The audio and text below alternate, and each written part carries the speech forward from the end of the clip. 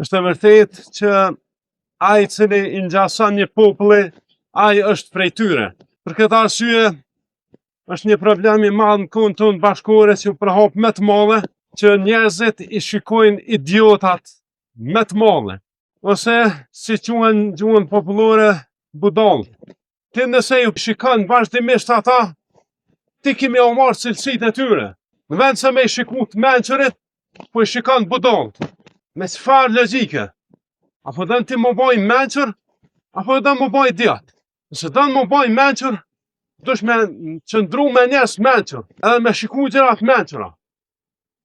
Se në veçan ti mu marrë gjithë kohën me humor, edhe me idiotësi, aja të printohet në zemër. Zemra është e tillë që i printon pamjet, edhe ma shumë se printeri. Dhe aja të ngelet mendje, pastaj vrihet në jetën tonë të përditshme. Bëhet shprehia jotja dhe bëhet cilësi e pandashme e jotja. Për këtë arsye është me vërtet një problem epidemik është. Kur ta shikojsh, idiotat kanë me miliona shikime. Kurse të mençurit, ata që me vërtet ofrojnë ditori të dobishme, kanë shumë pak, zakonisht. Dhe kjo është me vërtet problem, se ti je ajo çfarë konsumon. Nëse konsumosh me gjëra të mira, atëherë aty keme i reflektu.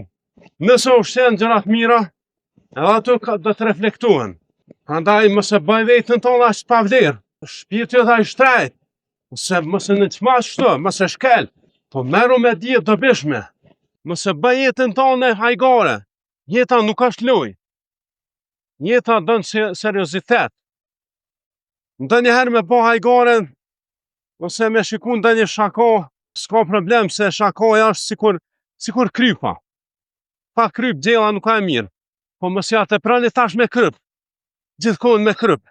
Edhe plus me shako jo të heshme, me shako banale. Tani pasaj po ju reflektohet kjo në jetë e përditshme të ndytësira.